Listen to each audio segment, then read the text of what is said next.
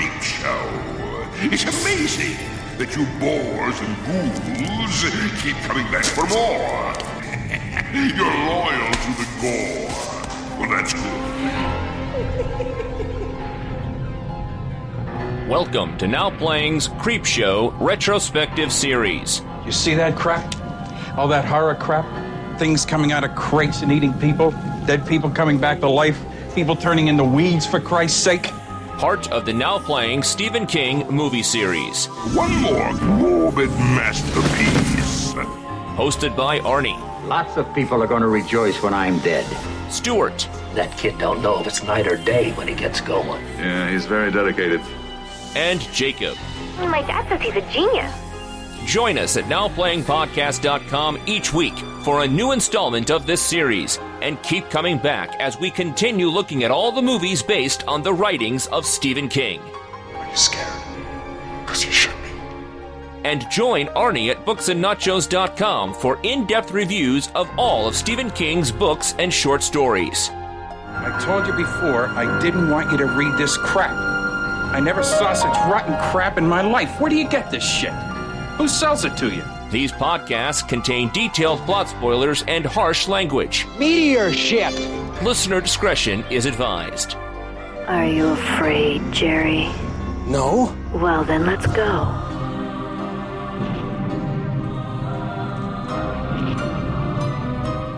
Today we're reviewing Creepshow, starring Hal Holbrook, Adrienne Barbeau, Fritz Weaver, Leslie Nielsen, Carrie Nye, E.G. Marshall, Ted Danson, Ed Harris, Tom Atkins, and Stephen King, directed by George Romero. This is Arnie, co-host of Now Playing, and I'm why God made podcasters, babe.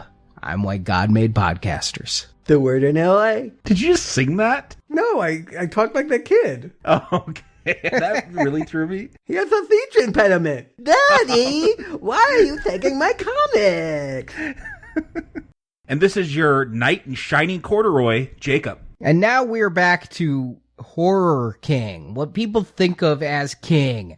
Enough of this Stand By Me, Shawshank, maudlin, drama stuff. I mean, we'll get to Hearts in Atlantis and The Green Mile soon enough, I suppose, but... Couple years. We're going to get back to some blood and some guts and some monsters. This isn't just Stephen King. Come on. This is a heavyweight pairing. King Kong versus Godzilla. Or Paul McCartney and Michael Jackson. The Girl Is Mine. I mean, this is a heavyweight duo here. Stephen King and George Romero together. Yes. I actually have my Creepshow Blu-ray signed by George Romero from one of the horror cons. So I was excited Romero was here. As we mentioned way back when we did The Stand, Romero was supposed to direct it. He was also supposed to direct Salem's Lot before it was a TV movie. He and King had been partnered for years trying to figure out how they could get together and make a movie. And they decided they wanted to make The Stand, and they wanted to film it in 70 millimeter, and they wanted it all to be 3D. And this was 1979, 1980? 1980, 81, yeah. Okay, yeah. They're like, nobody's going to give us all this money, because they also want to make it a trilogy. 30 years too soon, you guys. You could have sold this 30 years later. I think he might have. King at least did. Romero kind of burned his name with those later Living Dead films, but at this point, they were thinking they needed to make a movie together to show box office profitability and something a bit more modest in scope. And Romero still was thinking big. He wanted to do an anthology film series with King writing all the scripts, and it would trace the origins of the horror movie from beginning to end. The first one would be black and white and trying to call back to like Caligari type stuff. And they'd do like a 3D one and a 50s monster movie one and have all these horror movies going through, like one per decade of cinema. And King was like, no, why don't we just do an anthology we both grew up reading EC comics. So let's do a comic book movie. Yeah, hey, at a time when very few were being made, Superman might have been the only one out there, Swamp Thing, but by and large, they weren't cranking out comic book movies. Jacob, I gotta ask, you're our comic book guy. Have you ever picked up an EC comic? Yeah, I've picked up some reprints here and there that they've done. I mean, EC Comics is really important in the history of comic books because it was kind of like the comic that brought a lot of scrutiny to the comic book world. Like, horror comics were banned, and it was because of EC Comics. That's the comic that they went to, that they used for their example of just being too gruesome and corrupting the youth. We're talking, what, about McCarthy era, right? 1950s? Yeah, in the 50s, yeah. Yeah, exactly. I knew of it historically. I can honestly say I have never picked up any of these. And I was the target market. God knows if I were alive in that era, I would have been the kid in the beginning of this movie. I would have been the one sneaking at home.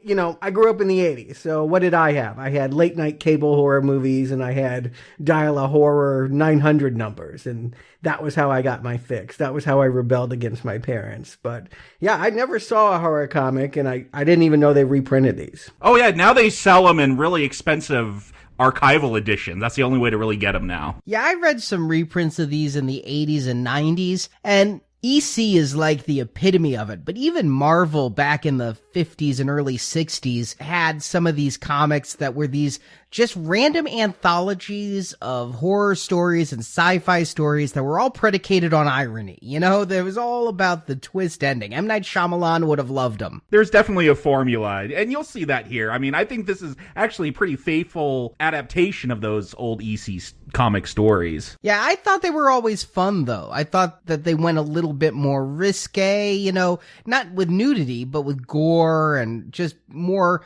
content than you could ever get when the Comic Code Authority showed up. And again, it wasn't just EC. DC was doing some of this. Marvel was doing some of this. Yeah, no, horror comics were extremely popular before the Comics Code was enforced. Yeah, the only EC comic I ever picked up was Mad Magazine, because apparently when they got in such hot water with putting out this stuff and corrupting young minds with these horrible tales that influenced them and made kids want to kill, they were like, all right, we got to do something funny. And that was actually how Mad Magazine started. Yeah, I was a huge Mad Magazine fan. Called Magazine because then it wouldn't fall under the Comic Code Authority. Interesting. Okay, well, good bypass. The other thing I would say is, though I never picked up an issue of Tales from the Crypt or Vault of Horror, I did see the movies. I did know in the early 70s there were British movie adaptations, and I loved those and came to Creepshow expecting more of that. I was already a horror fan by the time I got to see this on cable, around, 1983, 1984. I was also a big fan of Creepshow, the comic, which is, the graphic novel interpretation of this movie. I actually got to read that long before I saw the movie. I read that comic for this review. I have owned it for a long time. That comic is quite the collectible these days, as you might imagine. And I saw an interview recently with the creator of the comic, and he's like, yeah, they gave me the script and told me I had a couple of weeks. I just cranked it out. I'm not really very proud of it, but people keep having me sign it, and I think it's because they like the movie, not the comic. Well, here's what I would say about this. It's incredibly violent. Like, it pushed the boundaries when the cockroaches erupt and all the things we're going to talk about. It's bigger and splashier on the page than what they can get away in the R-rated movie. And so for that, I think it set my expectations maybe higher. I actually was prepared for a much crazier, darker, scarier movie than what I actually got when I saw Creepshow years later. It's important to point out that graphic novel is not published by Marvel or DC. It was published by the New American Library, who was King's book publisher and a paperback publisher. So I think they thumbed their nose at the Comic Code, even though they did tone down a lot of the language. Stuart, you're saying that comic, I guess, raised your expectation for this. Maybe you felt a little bit disappointed. Look, I saw this film way too young. I had to be 8 years old at the most, just a couple years after it came out. We were over at some relative's house for summer vacation. They lived in a state where you could have basements, and all the boys lived in the basement, so we'd always hang out down there. They had their own TV down there. My cousin, who was probably about 5 years older, probably 12, pulls out the tape, He's like, you gotta watch this. If you're a man, you're gonna watch this and you're not gonna close your eyes. And gosh darn it, I did it. It scared the hell out of me. Like, I have never watched this movie since until the time to review this podcast. But, like, for me, this is, like, the scariest movie ever because I remember watching it at 7 or 8 years old. I didn't see this movie until 88. Creepshow 2 had just come out on VHS, and I decided to make a double feature of it. I was doing retrospectives alone long before Now Playing, and I'd been meaning to see the original one, so I did kind of both in one sitting. I've rewatched this first one a couple of times through the 90s, but it's been 20 years since I saw it last, and I haven't seen Creepshow 2 since that watching in 88, even though I owned the Blu-ray. So I am looking forward to getting back and seeing if these are both as good as I remember. Creepshow I know very well. I saw it many, many times in the 80s. I could quote it. Again, just knowing the comic, knowing the movie. Creepshow 2, I saw it once in theaters. I have much dimmer memories of that, but some are strong. I still remember that one. The other ones that we're including in this retrospective, Creepshow 3, I have no idea about and fear the worst. But, you know, this was coming out at a time when Stephen King movies were kind of a rare thing and a treasured thing. He was still working with the best. You know, Brian De Palma's Carrie, Tobe Hooper's Salem's Lot was on TV, Stanley Kubrick's Shining, and this. So there wasn't any Children of the Corn, there wasn't any Night Shift stuff. These were the first short stories of Stephen King coming to a movie theater screen. Yeah, it's weird because we've already reviewed Cat's Eye, and Cat's Eye feels like an unofficial kind of sequel follow-up to this with the anthology short stories, but this is the originator. Are these all King short stories here? I know he did the screenplay. Did he do Father's Day in some book and all this stuff? Some of them, yes. Some of them were specifically written for the screen, like the very first one, Father's Day, was original. Lonesome Death of Jordy Verrill was a short story called Weeds that had been published in a magazine in 76 and was really hard to get until recently when Cemetery Dance Publications started reprinting it. Something to Tide You Over is original from what I can tell. The Crate was a short story first, and They're Creeping Up on You was new. So he either adapted his own work or wrote original work for this. And it's very possible some of these others are stories he adapted. King did so much short story publication in college and after, before he was even a published author. So much is uncollected still, or they may have just been ideas that were prattling around his head. He wrote this screenplay 60 days from the time they decided to do it. They're like, well, we'll need a script in 60 days. And they just had said, let's do it. King went away, came back in exactly 60 days, and had pretty much the final script. Yeah, and he probably wrote 3 novels in between, too. That man's prolific. I have no doubt that man can turn it around and lickety-split. But yeah, this is one of my favorites. I do think when I think of Stephen King, this is one of the ones that I really think about. This first Creepshow is, for my money, from my memory anyway, we'll get into my modern thinking, this is one of the very best Stephen King adaptations. I think of it as being one of the most loved, you know? As far as the horror stuff goes, it feels like Shining, Carrie, Pet Sematary, and this are the top 4 I see promoted when I go to horror cons and that kind of thing. It helps that this had a great poster too, or box art that freaked me out as a kid as well. Yep, you gotta love the Creeper. That's not the Crypt Taker, is it? Yeah, that would come years later. The Tales from the Crypt and the Crypt Keeper, all of that was from the original EC run, but all of those shows and everything owes a debt to this. There were other anthology horror series on TV, but I do think that Creepshow kicked off a big trend in the 80s and one I really loved. Yeah, I mean, there's no doubt Amazing Stories, which was perhaps my first introduction to anthology horror. It spun straight out of this, right? Spielberg was like, I want to make my own Creepshow and we'll do it on NBC. Yeah, exactly. Amazing Stories was another old time, I think it was a magazine, but it was a publication of crazy science fiction short stories.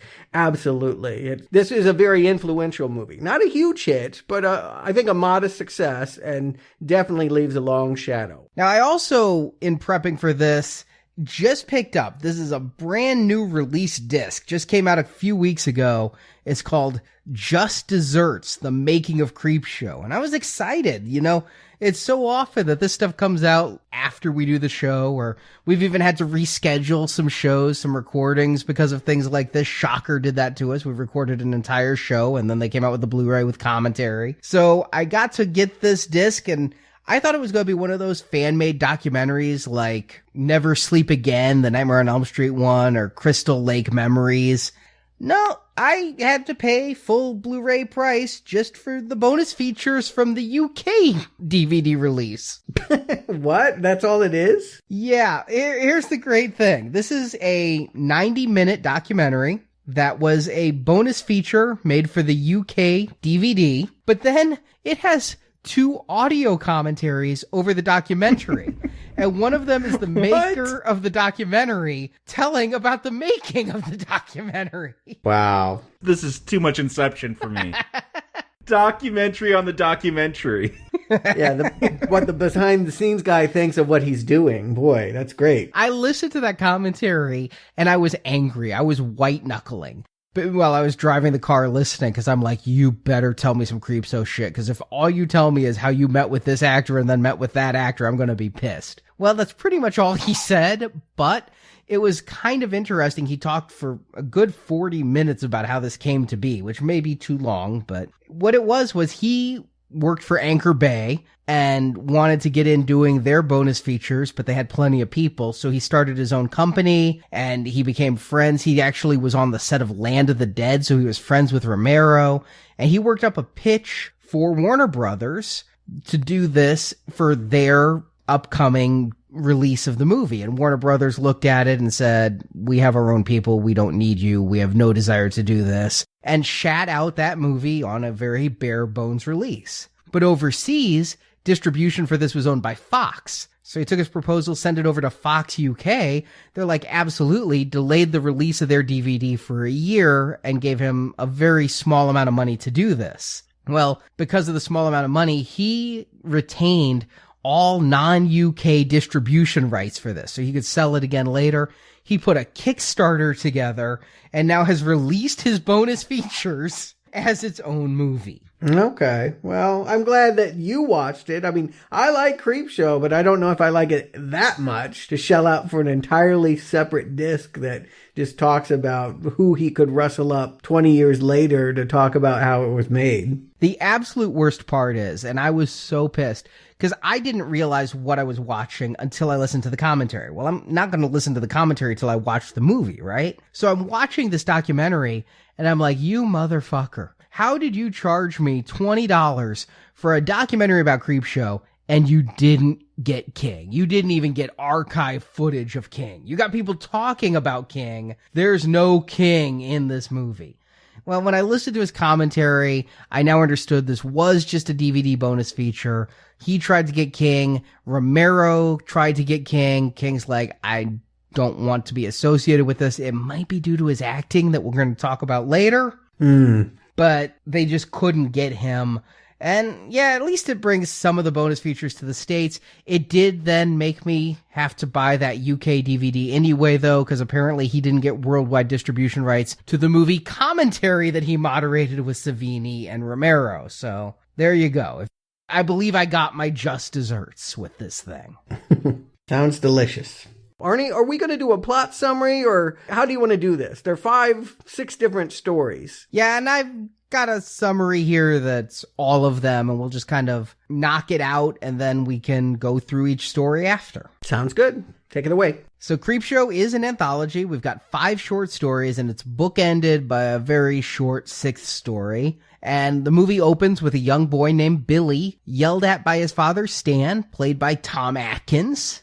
Stan is upset Billy reads trashy comic books and throws his copy of Creepshow in the garbage. The wind blows it out and flips through its pages, which is where the 5 main stories derive. The first is Father's Day. In it, a family of rich snobs have gathered for their annual celebration of the death of their rich patriarch, Nathan Graham. The old man was emotionally abusive to his daughter Bedelia, and when the woman found a boyfriend, Nathan had her beau killed. In a fit of rage, propelled by the old man's demands for a cake on Father's Day, Bedelia bashed his skull in with an ashtray. Now dead, his fortune has gone to his heirs. But on this Father's Day, as Bedelia sits at Nathan's grave discussing how horrible he was, Nathan returns as a grotesque zombie, chanting, "Where's my cake? I want my cake." He proceeds to kill the gathered family members until he finally gets his Father's Day cake made from the head of his great niece.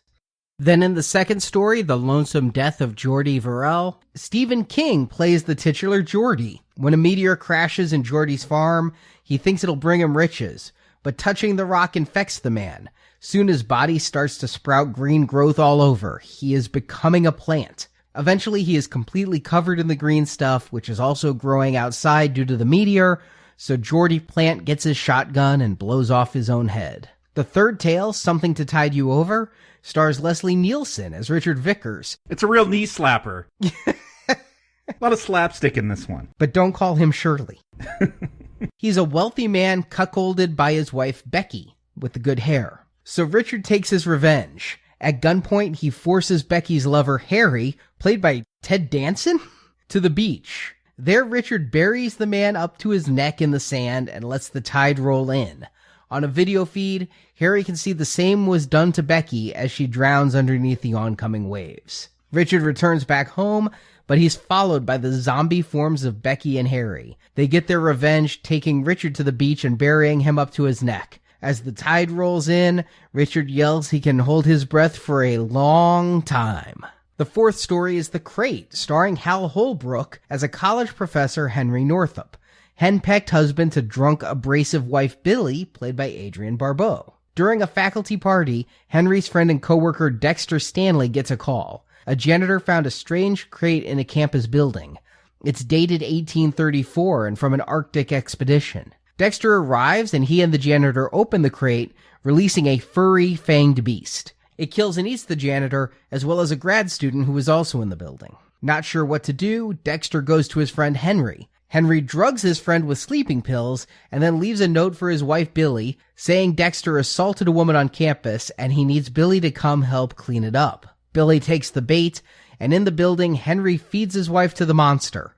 Henry then traps the creature and drops its crate in a nearby lake. He then tells this story to Stanley, who agrees to keep his friend's secret. The final story is They're Creeping Up on You, where E.G. Marshall plays Upson Pratt, a business tycoon and germaphobe. In his Stark apartment, he takes calls about his latest corporate takeover while trying to rid his home of some cockroaches he finds. But the infestation is great, and when a blackout causes his building to lose power, the bugs attack, festering inside the man. When the lights come back on, Pratt's body explodes with thousands of roaches. And that ends the comic as we return to Billy, still angry at his father, and we see the boy ordered a voodoo doll from his Creepshow issue. The doll represents Billy's father, and the boy proceeds to stab it with pins as credits roll. Quite a bit in there, and it's surprising how much of this movie I remembered. Everything I thought I remembered, I'm like, was that one or two? All one. Especially this opening story here, though, with Tom Atkins and Stephen King's son as Billy. Oh, okay. I was wondering why they went with this kid. Okay. Joe King. Romero went, he looks like the boy on the promotional art we've already made, so let's go ahead and use him. Great way to do casting. I can see it now. And I think he's a writer in his own right now. I think he's the one that wrote Heart-Shaped Box and Horns. Yeah, he's got some popular comics, too. Yeah, Joe King, he now goes by Joe Hill based on his middle name. I guess not to be coattailing his father. Had his first #1 bestseller this year with The Fireman. And then King's other son, Owen, does go by Owen King, and he's a writer as well. I guess if you grew up living with King, the pressure might be high to churn out a book a week. Even Tabitha barfs one out every now and then. I don't know who reads them.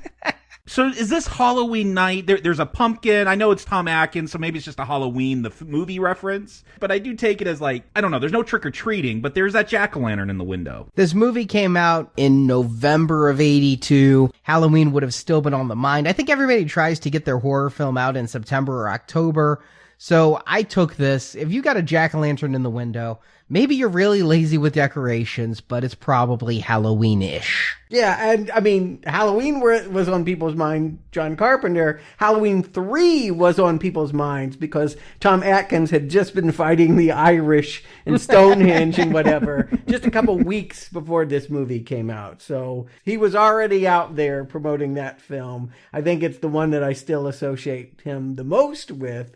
If not his best work, it is the one I guess blame him for. Tom Atkins, I believe it. He just portrays everything about an asshole dad. The sitting down, drinking a beer, going to tell his son how to be a man while, he has his own illicit books and magazines in his dresser drawer. You hate this guy instantly. I love his hair in this. I don't know if that was a wig or a dye job, but Tom Atkins, I always think of as having the dark hair, but they put this horrible blonde wig on him. He claims he didn't want this role. The one he campaigned for was Jody Verrill, but they're like, no, Keenan's got that one locked up. You have to play the asshole dad. I think he's a great asshole dad. I remember a lot about this movie, even though I hadn't seen it since I was like 8 years old.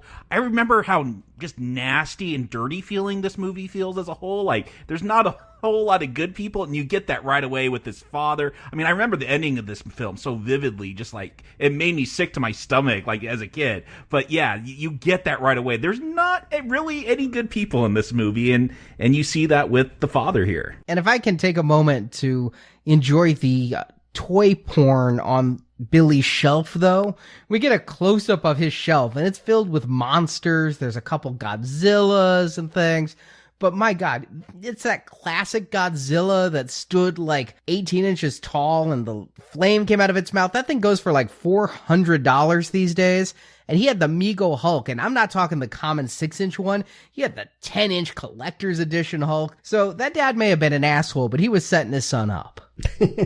Maybe mom was buying all of it. I feel like she's the nice one here. She's the one that disapproves of the physical violence. The guy slaps the kid. That's what tells you it's really gone too far. Maybe he shouldn't be reading that comics. Maybe he has been acting weirder and it's been a bad influence on him. But when the dad hits the son, and it leaves a mark, like the makeup person went crazy on this. The kid's got a red face for half his face for the rest of the movie. Yeah, I think we all want to see this guy condemned. And that's one thing I would say about all of these short tales is most of them in any way have characters that you are rooting for to get punished. That there is something very satisfying when they get their comeuppance. And yeah, we have to wait the whole movie, but when it comes, it's a corker. It's a shocker. And as Billy goes to bed, the dad's all satisfied that he's raising a man. That's why God made fathers, babe.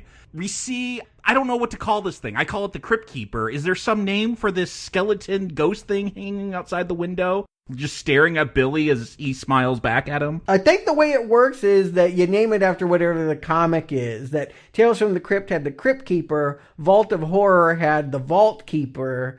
I think that makes this guy the Creeper? He's just the creep. The comic book named him the Creep. The sequel movie will call him the Creep. But yeah, he's just Creep. And it's his show. Okay. Yeah, and I love this. It's kind of sad to me that he isn't the Crypt Keeper because I don't think that they had the puppetry to make it talk and work. It can barely move. I mean, they're working at the max capacity of their budget, but I just love seeing the skeletal figure outside the window, and it makes Billy smile. That they're in cahoots together, that they have a plan of attack really is a fun detail. Yeah, he says, I hope you rot in hell to his dad as he's up in his room. Again, like a nasty, nasty film. See, but, I just want to put it out there. I love my parents, but it was a source of tension, and it became more and more so throughout the 80s. They just didn't feel comfortable allowing me to consume as much horror as I started consuming. So I could relate to this tension. I never got a voodoo doll. I never attacked them, but I did really relate to the idea that your parents just won't let you enjoy what you enjoy. And so something has to be done. I think that's pretty common. I mean, I had strife with my parents, and I work with a person whose son just turned 13, and she was telling me how every single morning before coming to work, she has to hear how much he hates her at least a dozen times. Mm-hmm. I think you get to a certain age and there's just some pushback. So it wasn't foreign to me to tell my parents I hope they burn in hell. It was probably a pretty common thing there. Okay, just different upbringings then, yeah. He's a little young for that. He's not a teenager yet. So I feel like... I started at age 8, so... I know when you started. I was there.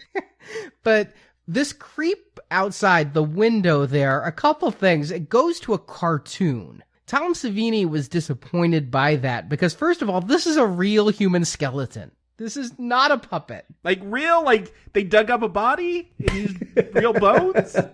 Is that legal? It's a story I heard while researching the making of this, and it reminded me I heard this exact same story when we were discussing Return of the Living Dead. You can order them from India. Wow. Wow. Okay. And so you got this real human skeleton there, and they puppeted it, and Savini said he got it doing this entire motion where it would float in the air and wave and everything, and that it looked great, but that they went to the animation because they wanted the comic book feel. My personal suspicion, though nobody confirms this, is it didn't look great. Yes. Romero was being very kind. Yeah, you know what? I'm going to side with Romero on this one and say, I just love that this is based on the comic book. I mean, you could have made this a horror anthology and not tied it to this illicit magazine that's being thrown away in the trash. But to me, that's everything. By tying it to that, it gives the filmmakers, the cinematographers, the art directors so much to play off of. The color schemes, the way they're going to use various panels at the same time, the cartoon interlude. I love it all. To me, it is what makes Creepshow better than any other anthology horror movie. Yeah, I do love the aesthetics of this film, how they incorporate that comic book aesthetic in here. Like you said, Stuart, where they'll go to panels for certain scenes, how every segment will end going into a drawing, the way they use lighting at certain times to just go bright red or bright, those primary colors. I do love how they incorporated that comic book feel into this film. They do it really well. Yeah, when it's lightning here, it's purple. We have reviewed a ton of comic book movies for Now Playing, right? And I got thinking about it. Have any felt this comic bookish? And I think the closest we came was Ang Lee's Hulk, where he also did some of the panel type stuff and some of the lighting. But even he didn't go as far as this does. This is truly a comic book on screen. And that is one of the things that I remembered about it and love most about it. The art in here is just amazing. It is not the same in that graphic novel. That graphic novel is very workmanlike. But here, when they cut to the animations of these people or the still frames, it's just incredible. I absolutely love it. Yeah, and I love the tease of it, too. I love the fact that if you go into this cold and don't know any of the stories to come, through the credit sequence, as the pages are flipping in the wind, we're going to just get images that make you want to see this. I mean, the dad also mentions monsters in crates and people coming back from the dead. We know some of the content, but by seeing it and teasing it early, it does whet our appetite for each new story. We're in anticipation of each new adventure as it comes. And the first one is Father's Day. Always my favorite. This was the one for many reasons. Oh, yeah, absolutely.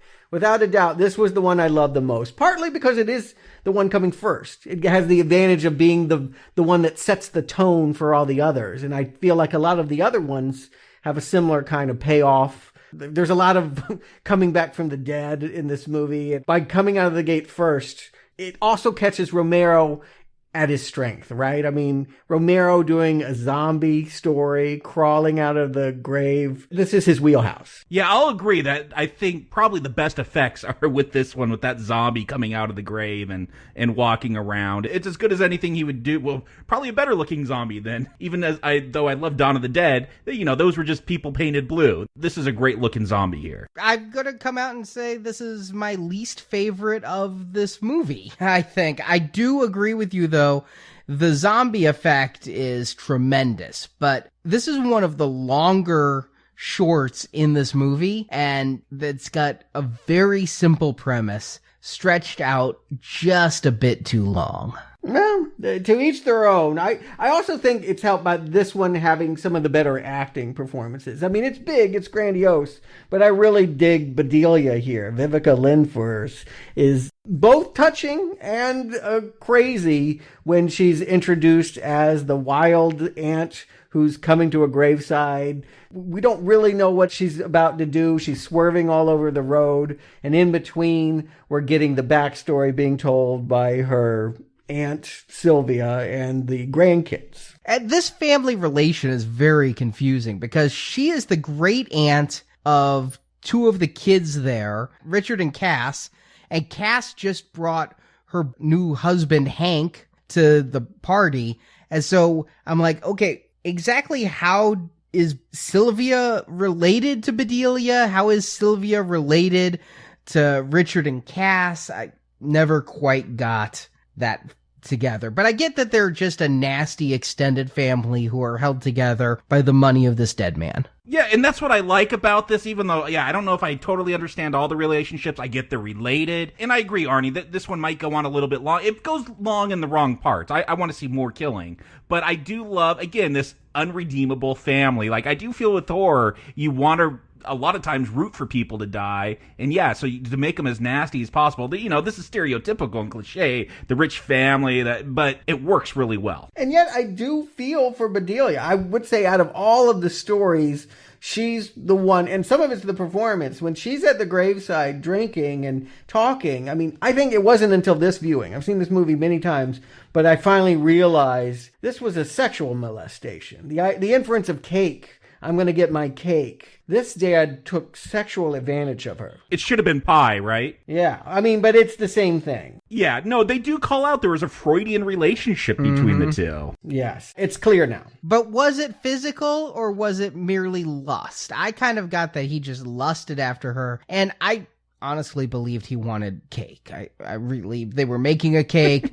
I didn't read cake as vagina. But the phallus of that, we get the flashback, and again, I love the way that they do it up comic book style. Sometimes the frame is actually in the shape of a birthday cake as she's going through there. And she's squeezing that tube and it's running all over the cake. Yeah, no, I get it this time in a way I never did before. Yeah, banging that cane. Yeah, a lot of phallic objects here. And the fact that she had a lover and he couldn't stand that. He permitted her to take care of him and she allowed herself to take care of him. Yeah, when he killed her love, that was really the snapping point. That is what makes her pick up that ashtray and beam him. And really, in stories such as these, I'm used to bad people kills good person, bad people get punished. But this guy, man, I feel bad for Bedelia, right? He's standing there, he's emotionally abusive, possibly physically abusive, and usually in this kind of movie, you'd root for him to be killed. So yeah, if there is a good guy in this segment, it is Bedelia, and she's not going to last very long. Yeah, that is the surprise. I mean, I didn't know what was going to happen the first time. Well, actually, that's probably not true. I read the comic. I knew very well what was going to happen. But looking at this, I would not have guessed. I don't think there's anything to tell you he's coming back from the grave. That she's sitting at the graveside, she spills some whiskey, she hears a voice, but these are all voices in her head. She's kind of mad. So I just presume that, she's reliving something. Yeah, and if this was sitting around the campfire telling the story, whatever, but because we're now playing, it says this is the 7th anniversary since his death. Why come up now? Like, I was wondering, is it because she spilled the whiskey? Does that raise him? Because they do linger on that bottle falling over a little bit. The graphic novel insinuates it's because it's nastier than ever, and I think we can credit that to the introduction of a new element, Hank, played by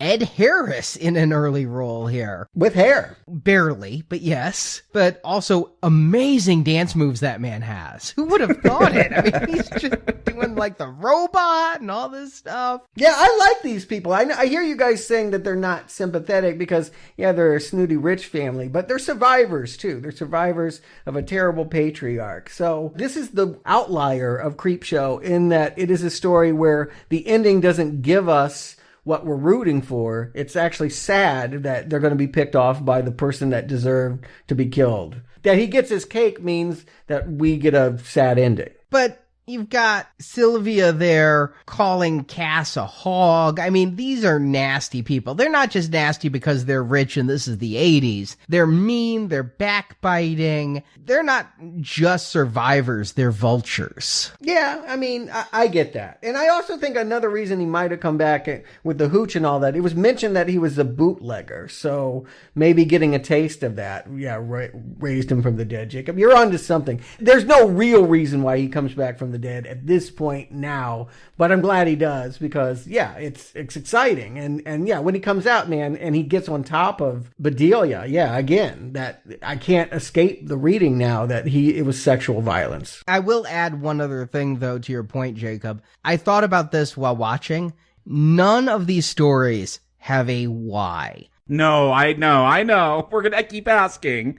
And it's just like Twilight Zone or Tales from the Dark Side or Tales from the Crypt. You just have to understand you're living in a world where monsters are just under the surface. And it's the world that when I was 12, I wished was and kept hoping is that if you just turn the corner, if you just peel back the curtain, you're going to find zombies. But there's zombies in a couple of these stories. There's a bunch of roaches. There's supernatural stuff going on. And whether you're doing a 25-minute TV episode or a 20 to 30 minute vignette in this movie, you just don't have time to give a complete origin of everything. You don't have the Necronomicon that somebody's going to read and whatnot.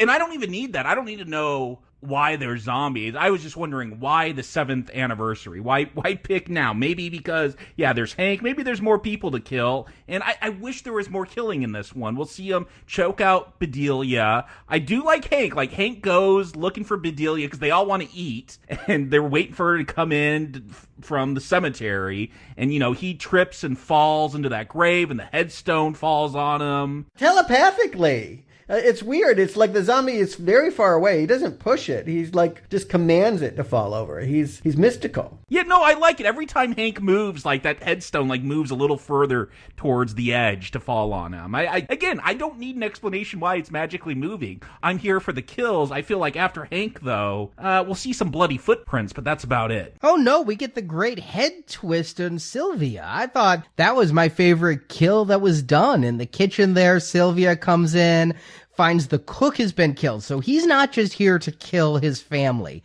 which could be a reading. But that cook who was in the kitchen when he was murdered, he's killing her too. And you think he's going to kill anyone that comes around till he gets his cake.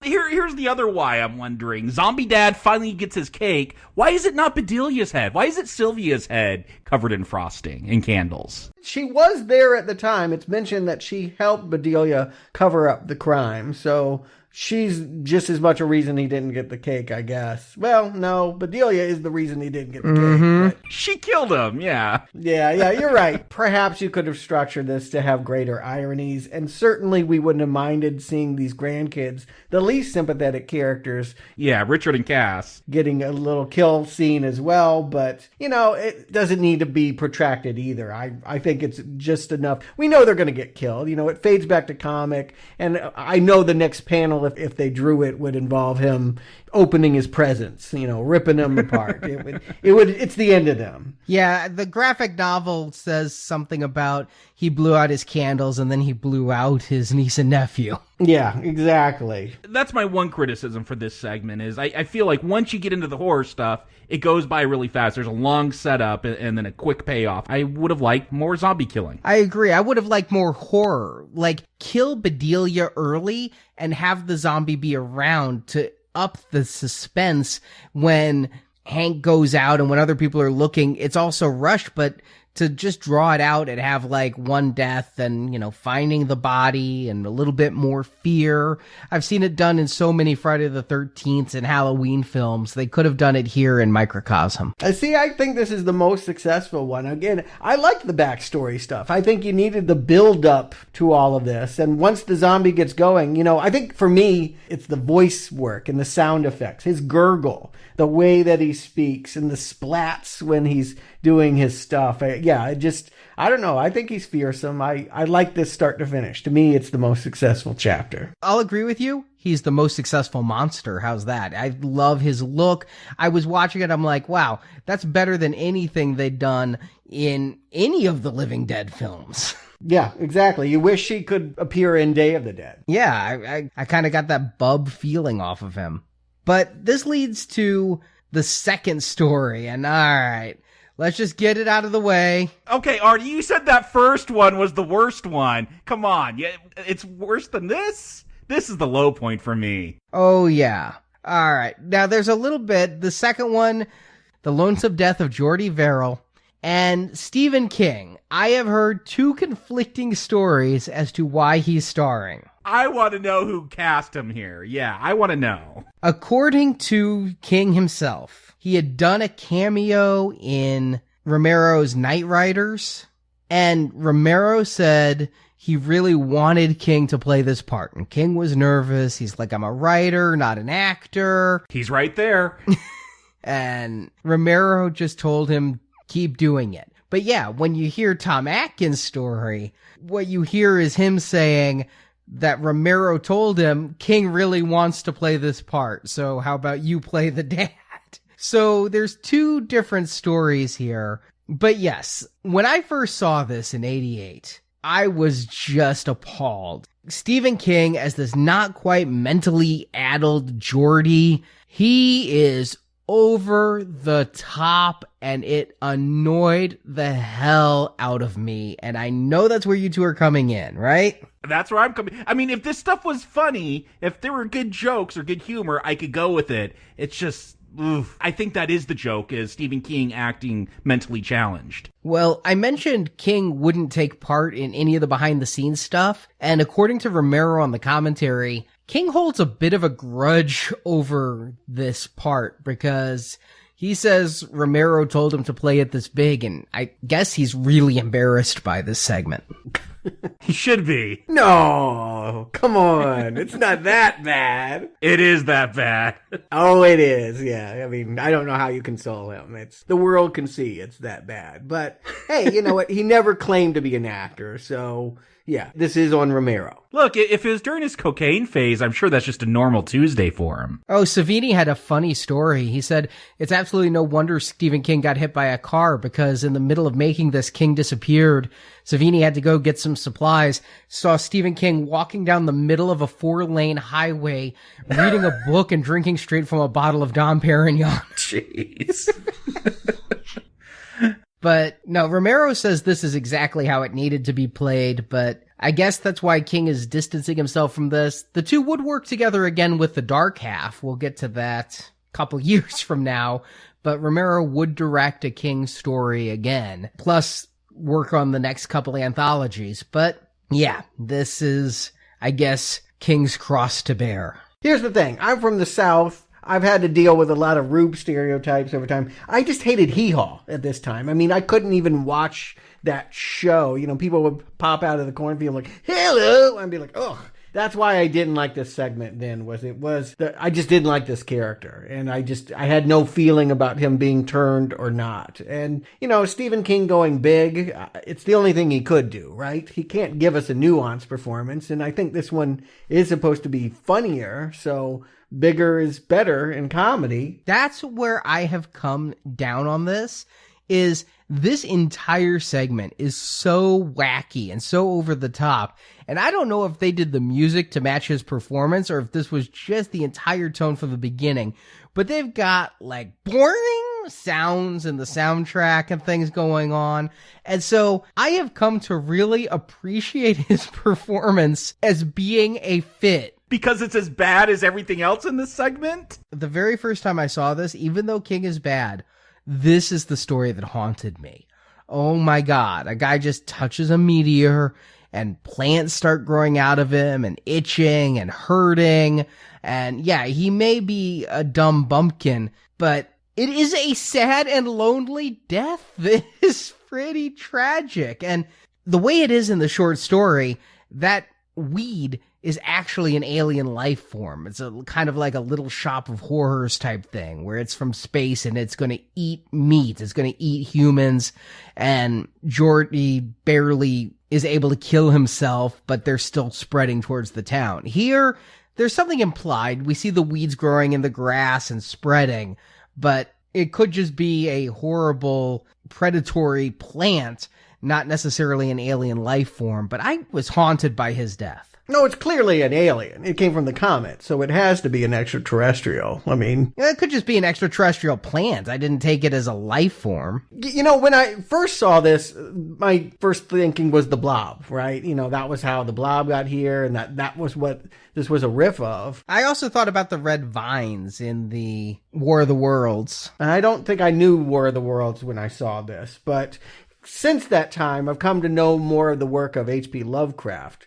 This is an homage to one of his more famous stories. The Color Out of Space is a story about a comet that falls and lands in a rural well and poisons the water, and the whole farm sort of slowly deteriorates. They filmed it a couple times. If you saw Will Wheaton's The Curse, that was a very bad version of that story. Oh, very bad. Very bad. Yeah, but, you know, Lovecraft is cool. He likes to write things in a way that he's like, I can't explain it to you. And the point is the alien is a color that we can't currently see. That it actually introduces a new color. That's why they can't really film this, because that's impossible to do. But it's a color that no one has ever seen before, and it's introduced, and it's phosphorus and glows at night, and it slowly makes everything else that comes in contact with it glowing. It's meant to be a horrific story.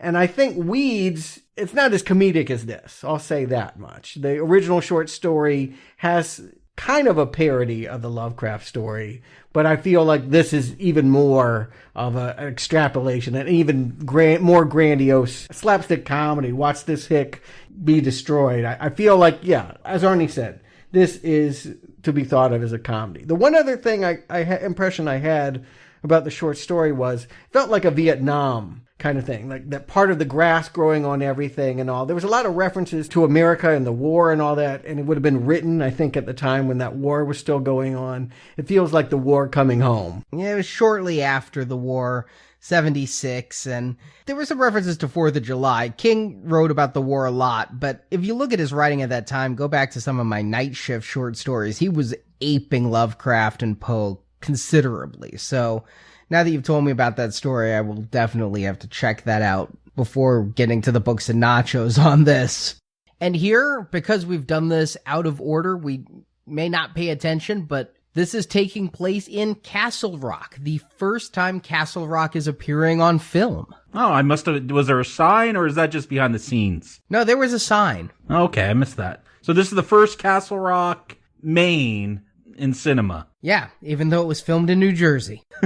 I mean, did that short story have a department of meteors at the local college? And that's the kind of comedy.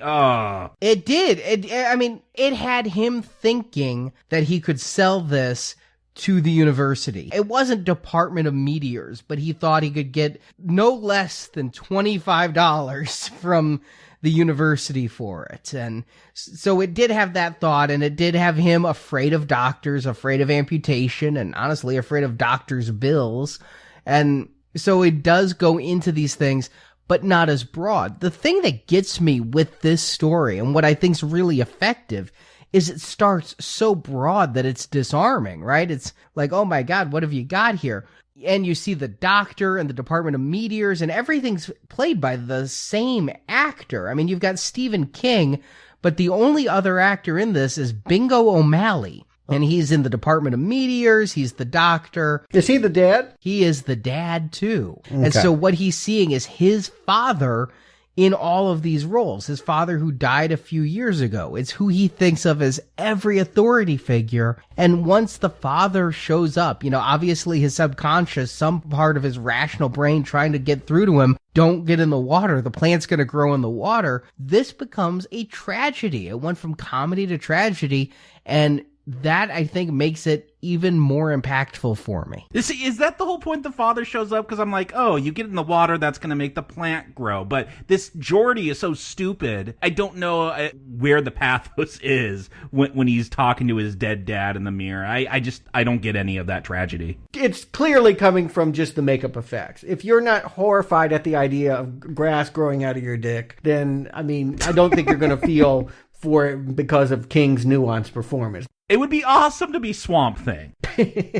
There is that. Yeah, there has been a superhero that has also gone through this transformation. But I do feel like it is horrific. And by making him not smart, it does make it more tragic. The naivete there, that he messed with this meteor because he thought he could make what to us sounds like very paltry sum. You know, maybe he can talk him up from $50 to $200 at most is what he's hoping to get out of this. And it cost him his life. Yeah, I get it, Arnie. I agree. There is sadness that does permeate the story as it goes on, as well as slapstick comedy. Now, let me come out. I mean, I've been defending this quite rigorously. I clearly see its flaws. King's acting, it took me a lot of times watching this to come around on it. I would have considered this the worst the first time I saw it, the second time I saw it, the fifth time I saw it, but I've come to love it through repeated viewings and understanding of what's going on here. But yeah, it's not going to be for everyone. This is probably going to be the most polarizing of the 5 stories. Yeah, I say cut it. The movie is long. I mean, it's worth saying Creepshow is 2 hours. 5 stories feels a little bit long. If you were only going to do 4, which one to cut? I don't know. I know that me as a kid found this one to be the least impressive. I think I have another least favorite now. So I'd save this one. This movie actually, when it was done, was 10 minutes longer. They did this kind of as an independent production. They took it to Cannes, not, in competition, but just as the film market. Warner Brothers bought it, but they wanted it to be 2 hours or less. So they cut 10 minutes out of it, which Romero, it was like cutting off a pound of flesh for him. He did not want to part with those 10 minutes. Was it 10 minutes from this episode? It was 10 minutes from the overall film. Okay. So he felt like it slowed it down. And you asked which one, if they didn't film one, they almost didn't make their Creeping Up on You. That was the one. They ran out of money, and Romero basically called the whole crew together and said, we got like 4 days and no money. Can we make this or should we not? And the crew said, no, we can make this happen cheap. So it almost was shorter. It almost was 4 stories just because of monetary reasons. I don't know if Stephen King was famous enough that people watching this back in 1982 would know it's him. They might just think that he is a reject from Hee Haw. It's questionable, but by 82, I mean, once The Shining hit and Dead Zone, he was the #1 seller. He was on a lot of book tours, but honestly, not everyone was going to be very literary. So no, I think that this would have been lost on some of the viewers. Yeah. So maybe that's the only reason to keep him in this part. If you had a better comedic actor or dramatic actor, I do think you could have gotten more out of this segment. It could have been better than it is. But yeah, I feel something when he blows his brain away. I mean, I don't dislike this episode. Is it a brain or is it just pollen? Yeah, well, exactly. He is so turned on the inside out that he's more plant than man when he finally gets the shotgun barrel to the head. And I do like the short story, the way it talks about his mindset, how his mind is going. He's being taken over by the plant creature, and he's able to exert enough will, and the plant creatures have no idea what exactly he's trying to do. They don't know what a gun is. So this is his last conscious act was going to be attempting suicide. He just finally succeeded in something in his life when he ended it. In that short story, does it give a reason why he doesn't just want to give himself to the plant creatures? Like, if I knew they were somehow torturing his mind or something, I don't know. I need something. This is a broad comedic performance with, again, no whys.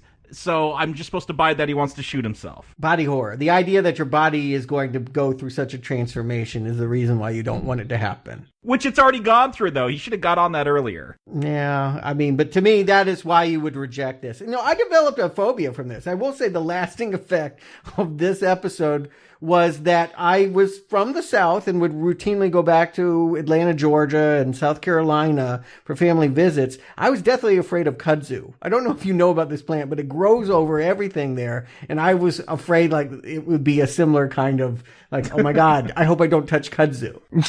Yeah, I got a phobia from this film too, but not this segment. It will come later. Yeah, and I understand if he hoped that it could be resolved. I mean, honestly, let me get serious for a moment.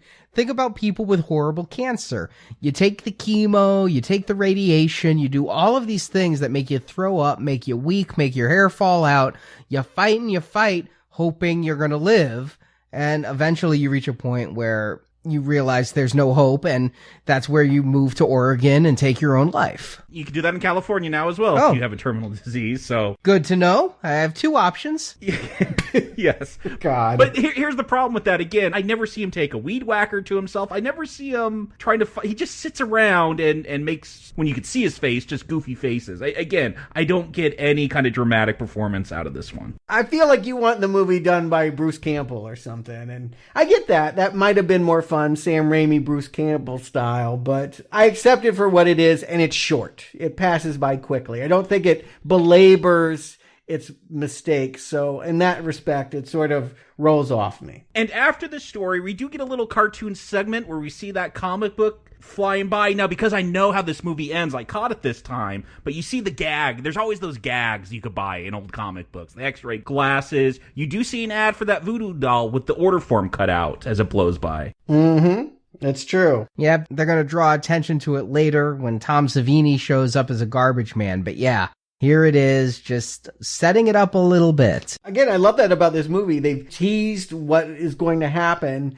and yet it's still a surprise when it does. And I also love it because it's so faithful to those comics. You know, I didn't read the EC comics, but I did read Boy's Life and several things like it. Yes, Boy's Life. I was just going to say that. Yeah, you know, trick cigarettes, electric buzzers, you know, all that stuff. Yeah, I wanted to send away for it, but I never was allowed. Now we get to the third story, and this is my favorite. This coming in, I remembered so well, and I just love everything about Something to Tide You Over. Agreed. I really like this one. I think it's diminished only because it comes after Father's Day, and it's so much like Father's Day that I feel like that hurts it.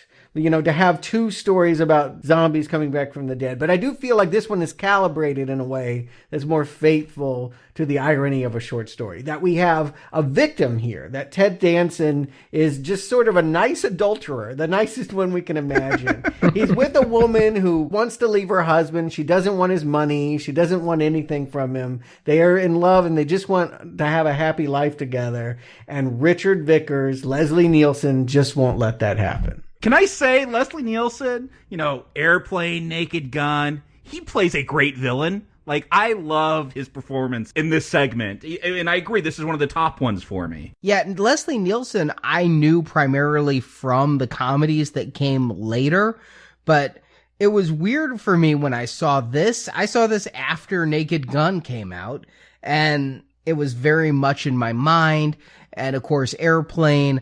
But he was a serious, dramatic actor for quite a while, and he plays it well. Yeah, we know him as children of the 80s for a late career that he did not have for the rest of it. I mean, he was in Forbidden Planet. He was in campy movies.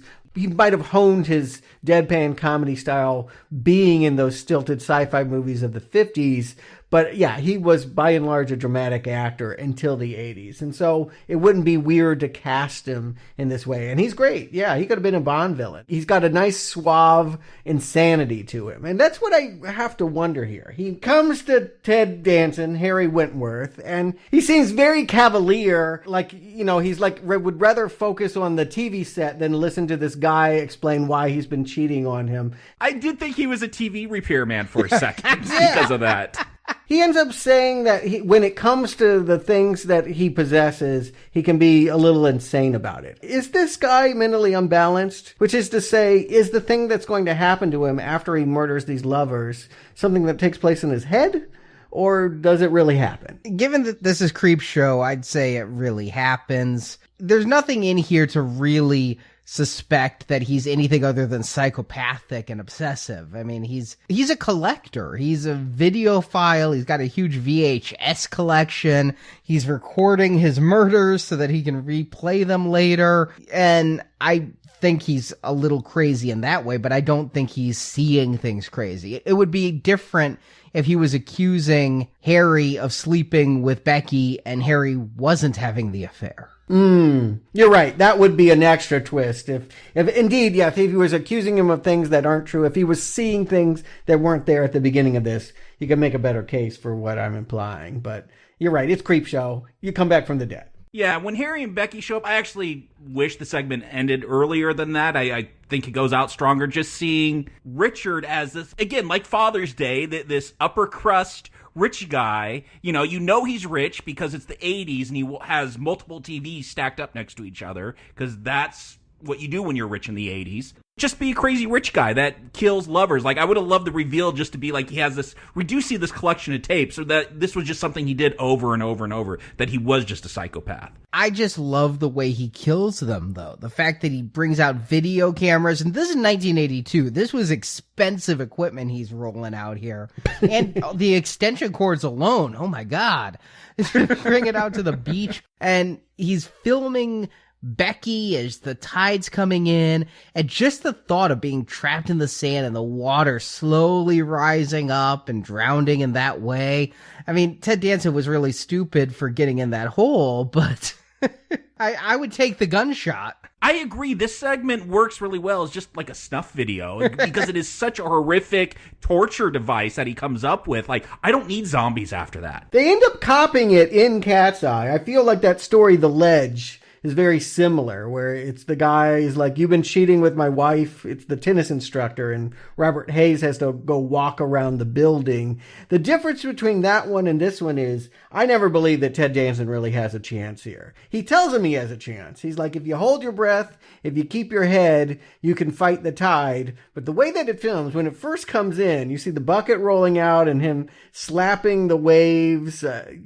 All of it. You just feel like even the crab that kind of walks up on Ted Danson. Once he's in there neck deep in sand, he's a goner. I don't feel like he has any chance to survive. It all depends how far out he buried him, because there's a point where that tide comes in and it's going to just cover you the whole time. It doesn't, unless you can hold your breath for hours, you're dead. Yeah, and there's that shot of him when he's dead underwater, his hair floating, which is a great shot, by the way. I mean, just really impressive to get Ted Danson underwater like that. But if he's that deep, there's no way to do it. It would have more of that if the waves were crashing at him, but he'd never go fully under. Maybe it goes up to his nose, but he's not completely submerged for long. And yeah, if he could hold his breath and time it right, he could make it. But yes, there's no question. This is a murder. Ted Danson, by the way, I saw this and I'm like, what the hell is the guy from Cheers doing in this movie? I didn't realize in 88, Cheers wasn't on yet when this came out. Yes, correct. He was probably in Body Heat, and that might have been the only other thing that filmgoers would know him from. Yeah, he apparently was talking on the set, like, I auditioned for this show in a bar. I don't think it's going to go anywhere. I like Ted Danson a lot. This isn't one of his better performances, but he's not bad here. I do think that the better acted segments end up being the ones that I like better, that they make more of an impression. And that's why I like Father's Day in this one probably the best. And I like when they come back as zombies. I don't think the design is quite as cool as the one in Father's Day, but Ted Danson and Galen Ross all dressed up here, and the way they film them off kilter and like a comic book panel, it's fun. Yeah, I'll say when Richard's shooting at him and, you know, we see Becky getting bullet holes put in her head. I mean, those are good effects. It's weird what they decided to do for the voices. Like, they added bubbles to it, so it sounds like they're underwater. It makes it very hard to understand them. They reminded me of Merman from Masters of the Universe. Yeah, they're covered in seaweed. There is something, diminished. But they don't need to frighten us. We are with them. That's what I mean about this story being calibrated. We have the victims coming back from the dead to get revenge, and that's how it should be. Father's Day was a twist in that what came back from the dead was what should have been buried. The bad guys win, and usually in these stories, we're happy by the end of it. It's an ironic twist, but usually the right decision has been made, and that definitely feels true here. That Leslie Nielsen is going to get buried and thinks he can hold his breath is a great way to end. hand. And the fact that we don't know, he might be able to. He seems really confident to me that he is not going to die. So yeah, but look where they freeze it. Right when the water splashes him and his smile fades, he can't speak anymore. They let you know. And I do like the way that it transitions from cartoon and the real shot in all of these things. Again, the fact that this is part of a comic book that we're flipping through, it just adds more to the fun. But I'll admit, this movie does get a little long. And at this point, when we're done with it, it's like, wow, we still have almost an hour left in this movie.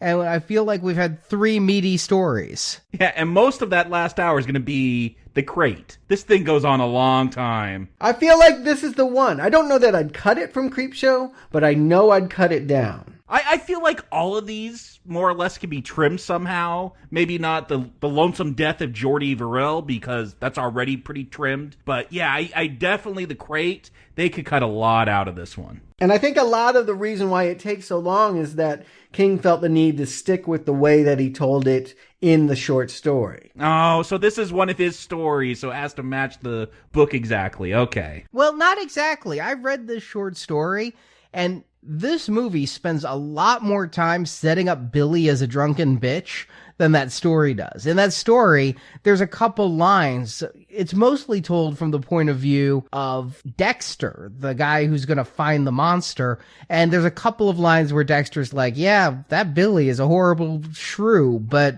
this movie is going to spend quite a bit of time with Hal Holbrook and Adrienne Barbeau here. And why not? They're 2 great actors of different caliber, but great in their own way.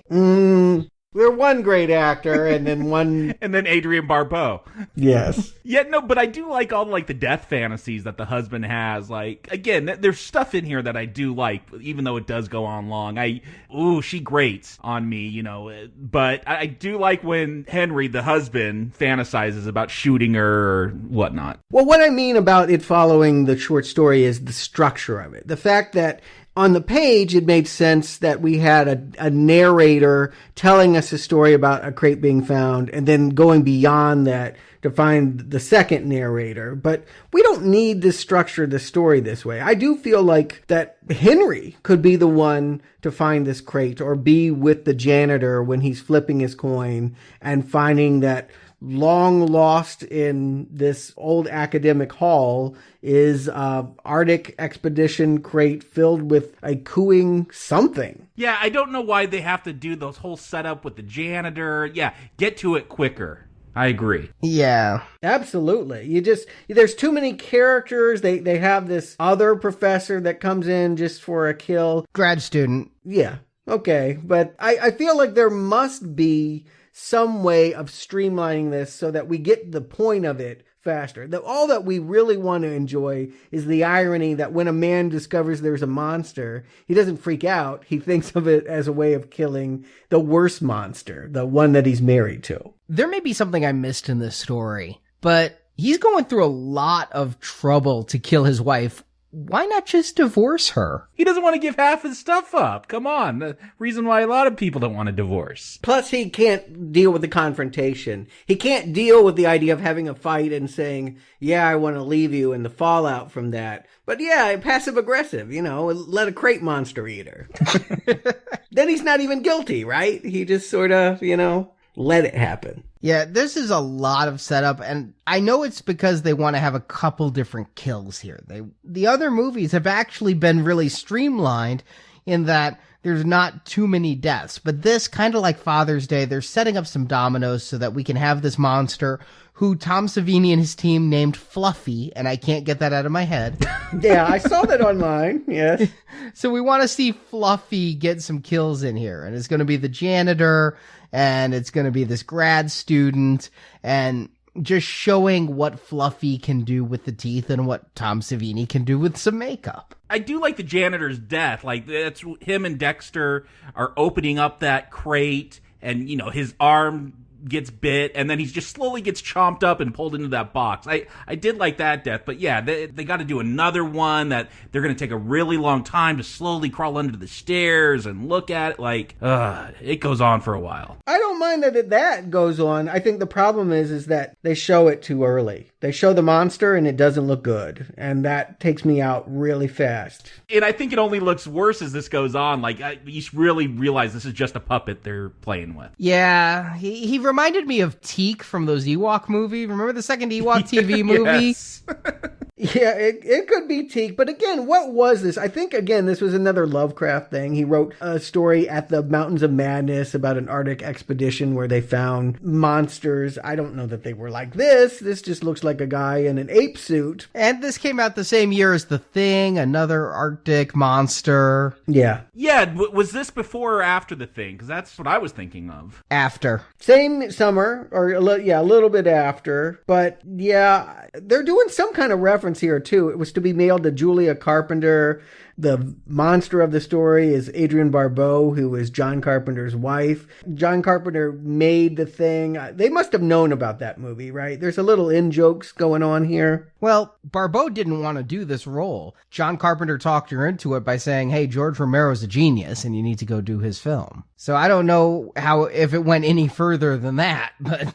Okay. Yeah, but the fact that it was being mailed to a carpenter on that crate, I do agree with you, Stuart. It does feel like they're going after something there. Yeah, I just don't know if they knew about The Thing, or maybe The Thing also drew on that Lovecraft story, because, again, yeah. Oh, it did. No, without a doubt, that Thing is very influenced by At the Mountains of Madness. Without a doubt. As well as the original Thing from Another World. And let's not forget, The Crate was written in the 70s and told this exact story. King was adapting himself, which meant very few changes. Yeah, but was it being mailed to Julia Carpenter? That's, I guess, what I'm saying. No, that could very well be a reference to John Carpenter. I'm just saying the rest of the story. The Arctic expedition is straight from that 70s short story. And yeah, no, I'm just saying there's little in-jokes here. And there's little in-jokes to the other segments in Creepshow as well. I do feel like this university might very well have been the one that Jordy Verrill wanted to bring the comet to, right? I mean... I did read online that every segment, I didn't notice it while watching it, but every segment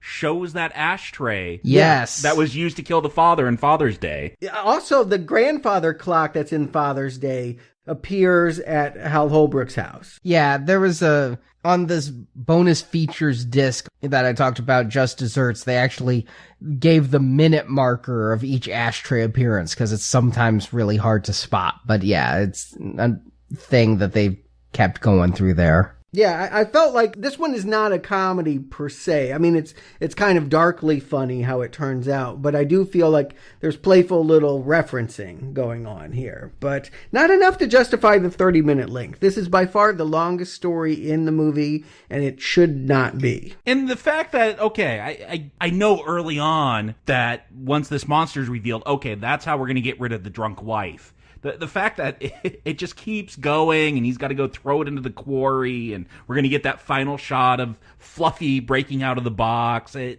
irony's not enough for me in this one. I like the final shot of it breaking out of the box. Again, it fits with this whole short story anthology motif. They like to end on that cliffhanger that evil is not really defeated. I do think that there's a lot going on, although I enjoy it though. Hal Holbrook and Adrienne Barbeau give such great performances. I'll admit that when the janitor, especially the grad student, if I were to cut one thing out of this, I'd cut this whole extra bit with the grad student. There's no reason the janitor couldn't just die and then Dexter runs and tells Henry the story. But when Henry and Billy are on screen, I'm having a lot of fun. Henry's note to Billy about that Dexter did a sexual assault, and I know it's a terrible inconvenience, Billy, but won't you come help? As you always say, what will I do without you?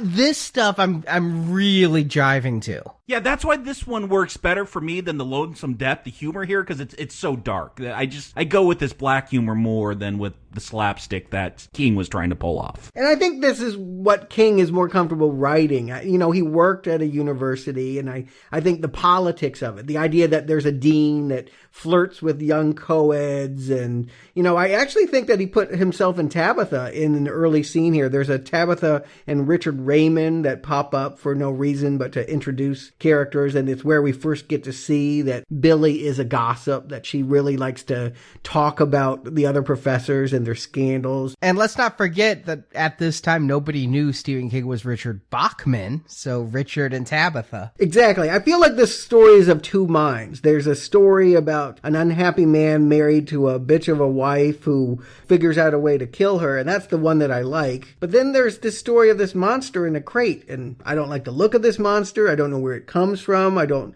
know what the point is. It comes from the Arctic in the 19th century. Yeah. You get what I'm saying. I feel like there's a big component of the Deus Ex Machina goes unexplained in a way that, yes, we've had lots of happenstance throughout this. People just come back from the dead. Comets just fall from the sky. I really wanted more ties between Henry and this crate, that he was a zoology professor, that he might have known what this is or have some knowledge of where the expedition went to. I just wanted more there. It felt like two different stories mashed into one, and it could have just been better. I'm going to argue I actually somewhat like this creature design with the big long teeth and everything, but I'll agree that even the short story, it feels like two separate stories mashed into one. That short story takes a weird careening turn when this whole thing that's about Dexter suddenly becomes about Henry killing his wife. That is jarring. And here, being in movie form, it does feel like we've got two different movies with the same monster. Like it's a story and its sequel all in a half an hour. But again, I love Hal Holbrook's performance in this when he's there and can't control his laughter. And I thought, I hadn't seen this movie in 20 years. I thought it was going to take a real dark twist because he's beating Billy. He's slamming her into the crate, trying to wake up Fluffy to come out and kill her. And Fluffy doesn't show up. I thought he was just going to have snapped her neck or bashed her head in and been like, oh shit, I killed her. Now I have to live with that. And then Fluffy would kill him. But no, Fluffy eventually pops out like a jack-in-the-box and kills Adrian Barbeau. But that was good tension. I did feel like that was where it was at its best, when Billy is coming to, laugh at a sex scandal with the dean, and in fact is being lured closer and closer to that box. And is it going to come out? Yeah, I agree. That's the best part. Unfortunately, there's like 5 more minutes where we have to have Dexter wake up, and I don't know what we get out of this. They sit down to play chess, and it's meant to be implied like they have something on each other, and thus the secret will be buried. But I don't know. They're friends, and everyone agreed Billy deserved to die. So it's not a hard secret to keep. I feel like they try to milk this for more than it's worth. And Dexter seemed to somehow think he could be implicated in the murders when, in fact, he opened a crate with a janitor and didn't know. There is absolutely nothing he's going to go down on. Yeah. It just seems miscalibrated. I see where they were going with this, and I do like many aspects of it. I agree. Hal Holbrook is a whole lot of fun in this, the best part of this. But for me, I think if I were voting, I would say this is my least favorite, and at the very least needs to be trimmed down, if not removed. And I will admit that once this one ended, I felt like I was, all right, deep breath. We got another story and about 20 more minutes to go of a one-man play pretty much. Again, by coming later, you can't help but think about Jody Verrill, right? It's kind of the same thing, except it's cockroaches covering him instead of space grass. Yeah, but I like this performance more. I like this set more. It feels very Terry Gilliam, Brazil to me when we're looking through that peephole and everything's enlarged. I just like this setting more than the Lonesome Death one. Sure. King certainly likes to demonize the rich. I do feel like it's a target throughout this movie. We saw it in Father's Day. Jody Verrill gets punished for trying to make money. Yeah, here we have a man who has everything, and again, I ask, is it madness? Do cockroaches really come, or does he just get so paranoid that people are trying to break in and take his things that that he sees enemies everywhere and it's just his fevered brain. I think the cockroaches are really there because, again, it's Creepshow, and my honest belief is it's the cockroaches' revenge. These have all pretty much, with the exception of Jordy Verrill, been revenge tales. And so I think the cockroaches are upset that he hates them so much, and they've banded together and said, we're not going to take it. I feel the cockroaches represent, like, all his enemies. Like, there's a janitor that's on vacation at Disneyland, and Mr. Pratt wants him to come back from vacation to get rid of the cockroaches. There's a woman whose husband committed suicide because of some business deal. There's Mr. White, the superintendent, who kind of mocks him, and, oh, yeah, we'll get those exterminators to you. I do feel like this is just Pratt's comeuppance embodied in these cockroaches for all the bad he's done. Yeah, King says very much that when you're the lonely man up top, you know, Jordy Verrill was the lonely man on the bottom, but this is the guy on the top. And he just sees the world as nothing but, an infestation, that he can't love, that he has no one there, that he lives in this sterile white room, and only interacts with people through the phone and is always, spraying and spritzing, that his garbage is like a vacuum tube that sucks things away. I love that. Can I get that? It's like, have you ever used the garbage on an airplane? It's sort of like that. The toilet, I can see it. But this is a very sad existence. This is a very sad man. And of course, he's cruel. Of course, he laughs when his enemies commit suicide and drop dead and all of that. But when you live this detached and dehumanized, there's nowhere to go. Yeah, at first I even wondered, where is he? Is he in an office? Because he's got like these computers with magnifying glasses with the stocks going continually. But no, there's a jukebox. This is his apartment. I guess maybe he does all his business out of here because he's like Howard Hughes, he's a germaphobe or something. But I do find it funny. He keeps playing those rock and roll records. He says it's a germ-proof apartment. So I definitely got a Howard Hughes vibe here. But you know what? I see a lot of stuff going on here. First of all, I now know that they had to do this on a really cheap budget, but this is actually my favorite of all the set designs. Everything is white. Everything is the utmost tech. The fact that he's got computers there, office phones, and yet in the midst of it all is this wooden jukebox that just sits out separate. And this character has more going on, because when I first saw him, I saw him as a very early version of like a Gordon Gekko, right? Greed is good. I don't care if this guy kills himself because now we don't have to give him a position on the board, all of that. But later on, he says one line that really sticks with me. It's, he grew up in the projects and he knows how to deal with a bug. That means this guy's a self-made man. He started in the projects. Yeah, Hell's Kitchen. And worked his way up. Yeah. Yeah, I mean, I don't know that redeems him in my eyes, but when you are fighting to get to the top, you tend to see everyone as an enemy. And so everyone is a bug. Everything is about squashing the competitor, and you cannot love, you cannot care about anyone else. It makes him tragic, I suppose. But are we rooting for the cockroaches? I'm certainly rooting for White, who's laughing at the way that he's being dismissed. And he's a black man named White, and Upton Pratt he's making some very patronizing comments about how his kind are good in service roles here. Certainly when that's happening, we're wanting to see somebody get revenge. Yeah, I don't like Pratt at all. I clearly want him to die in this. Maybe he came up from the ghetto to become a self-made man, but no, he's clearly the bad guy in this segment. He's the bad guy, but come on, these are cockroaches. It's very hard to side with the cockroaches. Those are the nastiest, grossest. I first saw this movie when I was living in Florida, and I'll tell you, one of the most horrific experiences of my life is moving to Florida and seeing a cockroach in the curtains of our house and being like, oh my God, there's a cockroach, going to squash it. The fuckers fly down there. They have wings. They buzzed me. Oh my God. So I am anti-cockroach.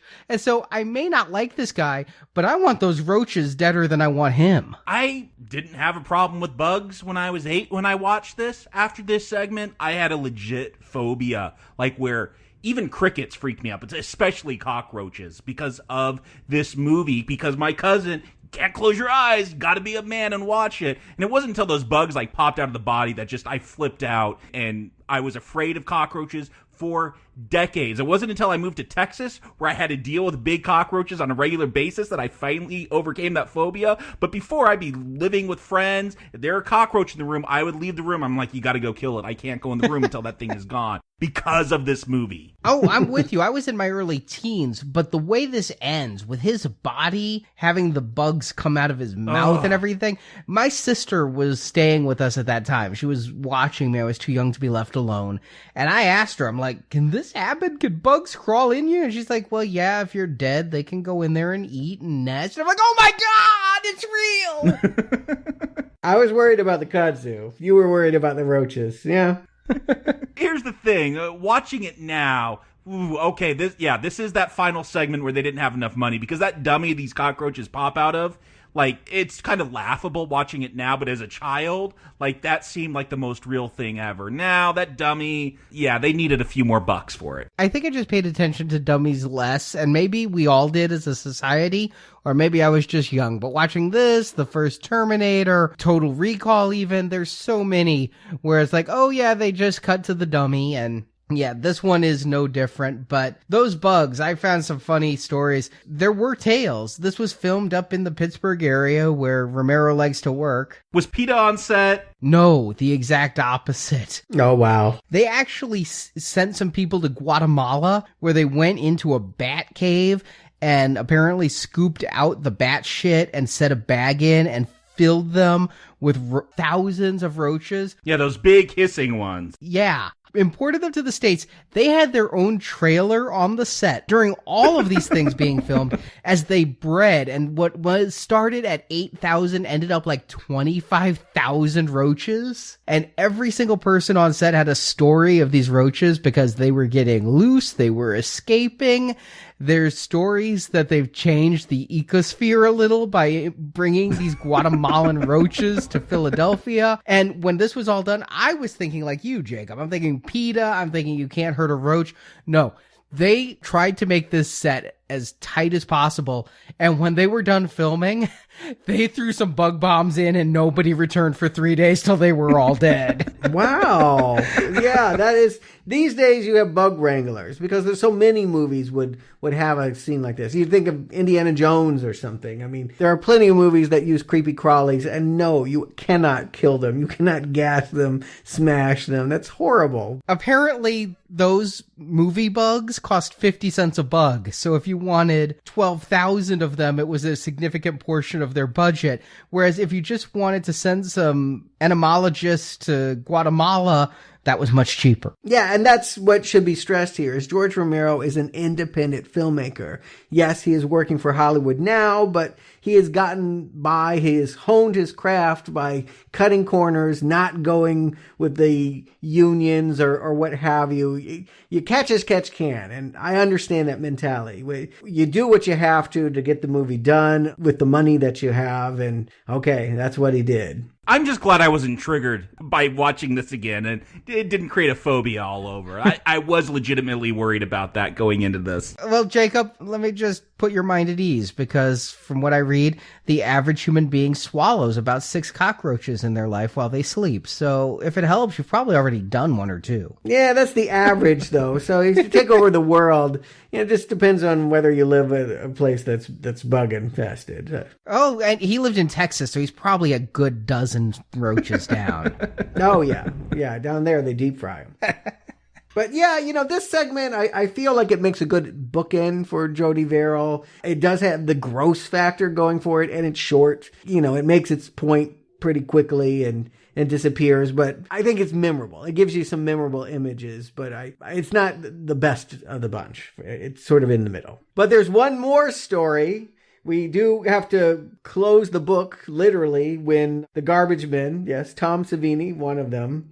I do love that they're chewing out people as they're going through garbage. They're like, chew your food! Yeah, they actually are like tossing things back and forth.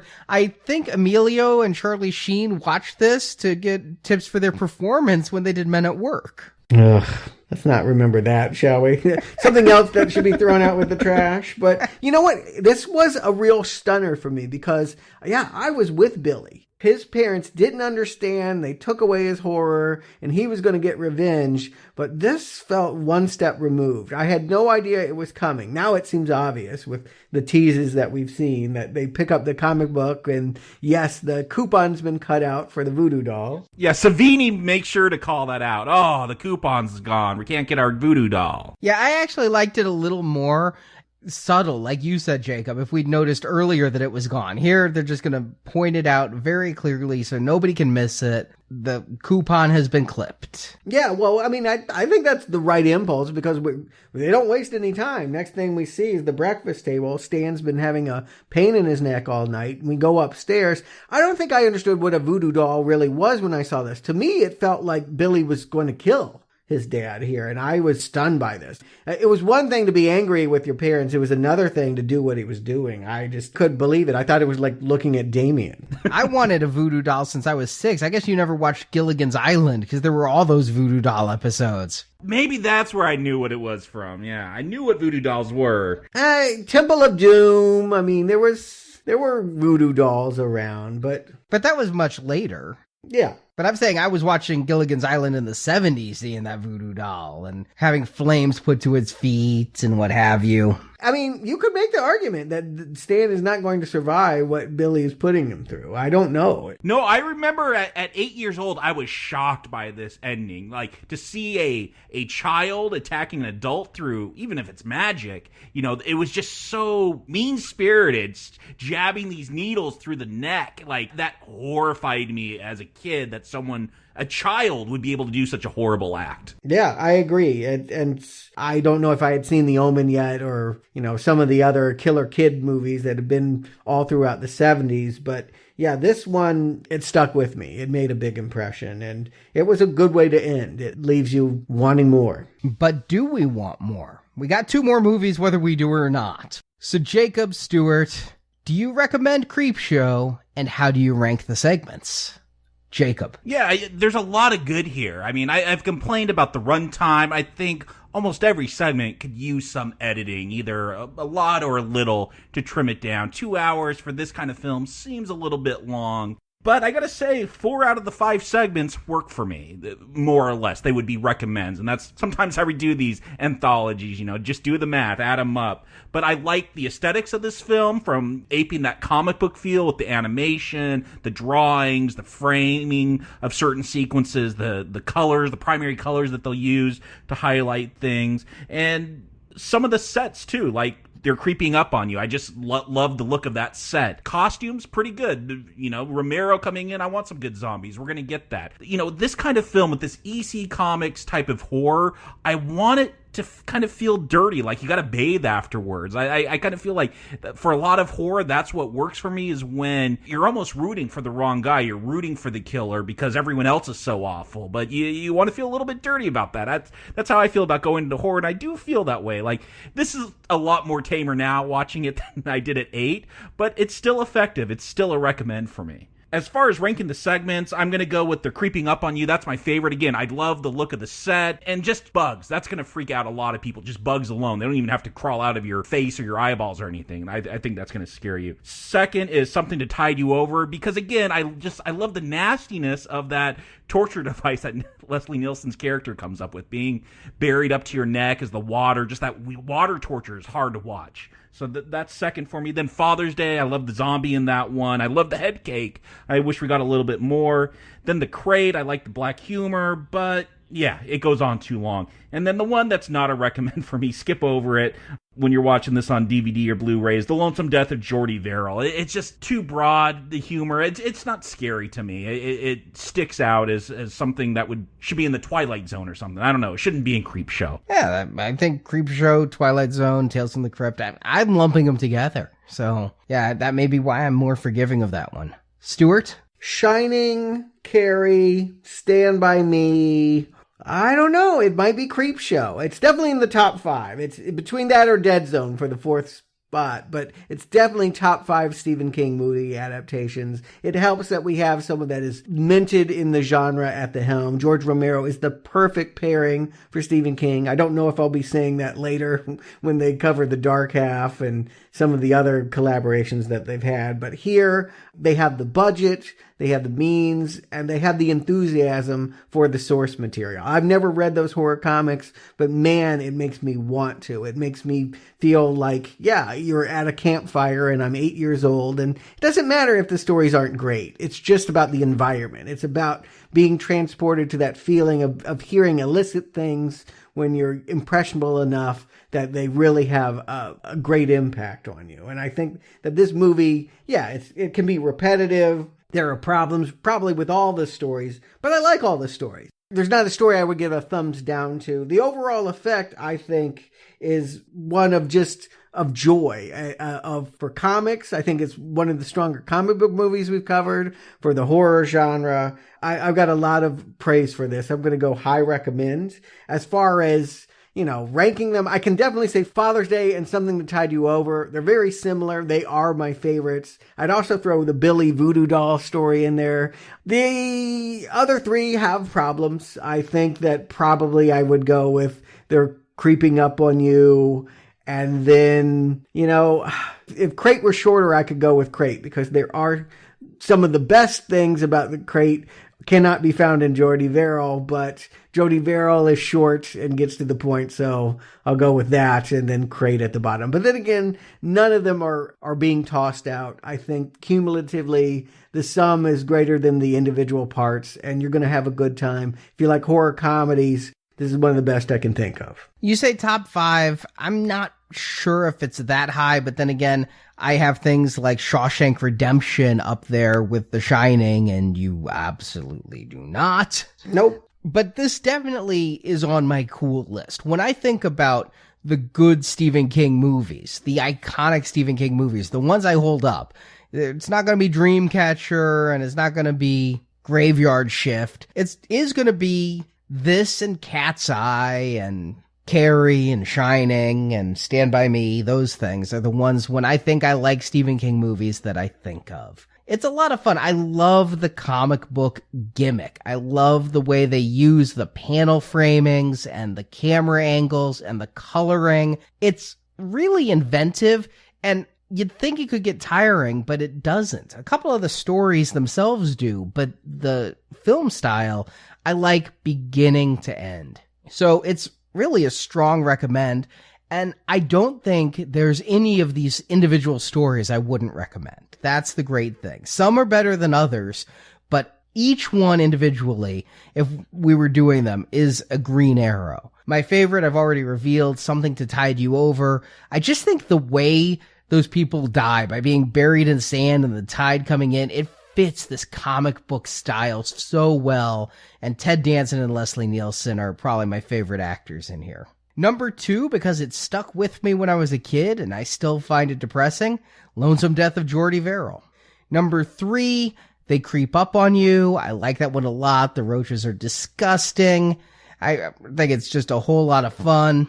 I'd put probably what I call the Billy bookends, number 4, with the voodoo doll stuff and that. I mean, Tom Atkins is a lot of fun in it, and I'll say Stephen King's son acts better than Stephen King. Thank you very much. The son can learn writing from the father can learn subtlety from the son. Next, I'll put The Crate. It's a lot of fun. I do like the monster, the teeth on it and things. The longer we see it, the worse it looks, but I think it's fun, and Hal Holbrook and Adrienne Barbeau are a couple more of my favorite performances. And Father's Day is at the bottom, but again, it's still a recommend. It would just be a weaker recommend because I feel that was the least balanced of the revenge stories. But that's not all. There was a Creepshow 2. It came out 5 years later. Oh, great. I can't see what phobias this is going to trigger. It was not directed by Romero. It was story by King, but not written by King. They're involved, but yes, in different capacities, in lesser capacities. They're involved, yeah. But we have 3 more Stephen King Tales of Terror coming next week. And in between, if you just can't get enough of horror or now playing, we can help you out. For a $10 donation, you can get on board with Fall Silver Level Series The Fly. We begin with Vincent Price classic from 1958. Yeah, this Friday, our fall donation drive begins. So for those who haven't been following us on Facebook or visited our website in a while or donated in spring and heard all of this, We are doing a lot of horror right now. We've got on the main feed, Creepshow, the new Blair Witch film, more Stephen King going all the way to Halloween. But for donation, our silver level series, $10 or more, is all 5 Fly films. The Fly starts this Friday. Then we've got Return of the Fly, Curse of the Fly. And then in November, we're going to hit Cronenberg's The Fly and its sequel. Why the break in between? Gold level donations of $25 or more are going to get to enjoy reviews of a lot more 1986 horror. We did Sci-Fi of 86 in spring. Great feedback from that. The people who listened, I wish there were more of you, but those who did really gave us great feedback and enjoyed the show. So we're doing it again. We're going to do The Hitcher, House, Chopping Mall, April Fool's Day, Vamp, Wes Craven's Deadly Friend, the Gene Simmons starring Trick or Treat, and a Lovecraft tale, From Beyond. Yeah, I remember the From Beyond is, some of the ones I'm like, oh, nostalgia. I remember that. That was cute. And then some of them are upsetting. That From Beyond still gets me. And I look forward to talking about all those films. I've seen all of them before, except for Chopping Mall. Somehow I missed that one. But I was big into horror in 1986, so it'll be a lot of reminiscence for me. And I got into horror in 87, missed almost all of these. From Beyond is the only one I have seen for sure. And then at the platinum level, $35 or more, you get all of that. Plus, we're going to do more Lovecraft. We're going to do the Reanimator 4-part series, we hope. 4? According to Isle Empire Pictures, this January, Reanimator Evolution is coming out. I don't know who Isle Entertainment Pictures is, but another movie. Wow. Okay. It sounds reasonable when I read the cast as Brad Dourif and Lynn Shay. Oh, Lynn Shay. That seems like the kind of cast that would do perhaps a direct-to-video Reanimator film. Okay, Brad Dourif, not Steven Dorff. I get him confused. Okay, yes. Yes. The voice of Chucky. Okay. Yeah, he definitely could work as a mad scientist. Well, he's not Herbert West. That's actually... What? Yeah, he's going to be the hero character. We need to revisit Reanimator, because if you forget, Herbert West is kind of not the main character. And it looks like Herbert West is going to be played by Jonathan Scaich from Legends of Tomorrow. He plays Jonah Hex on that series. Ooh. Oh, that's a good sign, Jonah Hex. Well, you know it's got to be better than that. I haven't watched that show. I didn't even know Jonah Hex had found his way onto a TV series, so bully for him, or bad for us. Well, supposedly this movie is coming out in February of 2017, so there's going to be a little bit of a break. We're actually closing donations on New Year's Eve, but if you donate now, you're going to get definitely reviews of the first 3, and then whenever it comes out, but it's supposed to be February of 17, the new Reanimator reboot. I know you're a big fan of this. You talk about it quite often. I'll confess, I don't remember it. I know I saw the first 2, never saw the third one. I know its reputation, but I like Lovecraft. So this will be the first time coming back since I've read the source material. I look forward to it. I don't know what I'll think, but I want to return. And I'm not even the biggest fan on our team. Marjorie is an absolute Reanimator diehard. She's been watching it since she was way too young to watch it. And so she'll be joining us for the platinum level reviews. And a quick reminder, all the money donated is what keeps this show going. We are going week after week. And we did some math. We are coming up on 300 weeks where we've never missed giving out an episode for free. That's incredible. And if you appreciate getting new content every week without us saying, hey, it's the holidays, we'll be back in January and taking December off and that, thank the donors, or even better, donate to the show. Even if you don't want to hear those shows, it's the donations that allow us to do the Stephen King series, that allow us to do all the theatrical reviews we've done, that allow us to do the series that we have coming up, like with the Doctor Strange review, Rogue One review, and all of the David Lynch stuff that's on our schedule. So you can find all the details right now and get the first bonus show this Friday by heading to nowplayingpodcast.com and clicking the banner at the top. And I encourage you to donate before the first show is out, and that's all I'm going to say about that. So Jakob, Stuart, thank you for joining me. You bet. Until next time, thanks for the ride, lady. Thanks for the ride. Still here, kiddies? Well, it's time for this boogeyman to boogie. I'll be slaying you, boys and ghouls. Thank you for listening to this episode of Now Playing, and we hope you've enjoyed the show. Why don't you ask us to leave, prune face? Yeah, why don't you run us out of town, Chef? Now that you've heard the movie review, head to booksandnachos.com to hear Arnie's reviews and analysis of Stephen King's original short stories and novels. If you can hold your breath, if you can hold your breath. I can hold my breath for a long time. And come back to NowPlayingPodcast.com to hear our reviews of other Stephen King movies, such as Carrie, The Shining, Children of the Corn, Cujo, and dozens more in our archive section. It's my cave. I want it. It's mine. Also on our site, hear reviews of other films such as Maniac, The Texas Chainsaw Massacre, A Nightmare on Elm Street, Saw, Riddick, Friday the 13th, the Avengers films, Star Trek, and more. Find hundreds of movie review podcasts at NowPlayingPodcast.com and come back each week for another new movie review. If there's any movies that you want to see, don't wait. Also at NowPlayingPodcast.com/book, you can order Now Playing's film review collection, Underrated Movies We Recommend.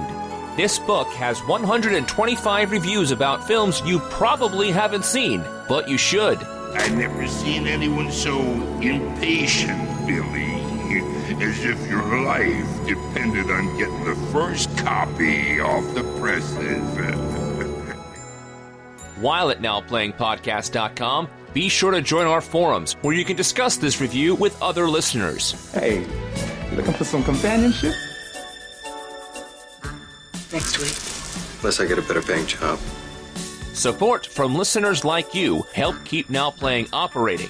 You can find a link to donate using PayPal at the bottom of our website, NowPlayingPodcast.com. Wonder how much they'd pay for it up to college. You can also help out Now Playing by leaving us a 5-star review on iTunes. A link to Now Playing's iTunes listing can be found at NowPlayingPodcast.com. Good idea. Maybe I should. Now Playing's Creepshow series is edited by Heath and Arnie. Why don't you go back to your computer, you geek? Now Playing credit narration by Brock. Quiet down, would you? You talk too much. The film discussed in this podcast is the property of its respective copyright holders, and no infringement is intended. Heads are going to roll. I promise you that. The opinions expressed on Now Playing are those of the individual hosts and may not reflect the opinion of Venganza Media Incorporated. I can't get worried about it, man. I mean, no matter how hard I try, I just can't get worried about it. You know what I mean? Now Playing is a Venganza Media production, copyright 2016, all rights reserved, and no part of this show may be reproduced, repurposed, or redistributed without the written permission of Venganza Media Incorporated.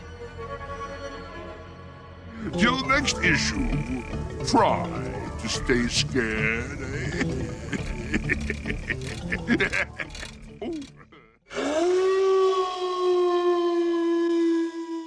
Heavyweight duo here, Stephen King and George Romero together. We're back to Zombieland. I should clarify, there's a movie called Zombieland. Yes. We're back to Living Dead Land. I didn't read the EC comics, but I did read Boy's Life and several things like it. Yes, Boy's Life. I was just going to say that. Yeah, trick cigarettes, electric buzzers, all that stuff. Yeah, I wanted to send away for it, but I never was allowed. I sent away for the sea monkeys and they never came. And I really wanted to send away for that muscle powder, sand kicked in your face, that kind of stuff. Yeah, Charles Atlas. Yeah. Yeah. Well, yeah, I don't think that works, but sea monkeys I did eventually get in my adult life. I actually bought a Sea Monkey Kingdom. You got some brine shrimp? FYI, They do not wear crowns. They do not sit on thrones. They do not do really anything. They don't do tricks and jump through hoops. They're, basically little tiny shrimp. Eventually they came out with a Star Wars sea monkey environment of... What? That was when I got my first sea monkeys, was that. And your last, I hope. Yes, well, yes. He comes to Ted Danson, Harry Wentworth, and he seems very nonplussed. Like he's messing around with the TV set while Harry is trying to explain why he's been having an affair with his wife and all of that. When you say nonplussed, do you mean he's confused and surprised? Like he's unfeeling about it. Like he's... Right, that is the opposite of nonplussed. It is? Yeah. No, nonplussed is a horrible word that nobody can use right, and I just learned about it. Oh, well, I've used it wrong my whole life. Yeah, I know. I read he was nonplussed. I take it as he didn't care. No, it means he cared a lot. Oh, okay. Well, now I'm nonplussed. All right. It's like mute point. Mute actually means it's debatable, and people use it for the opposite. All right, well, let me use a word that I do know the definition of. He seems very cavalier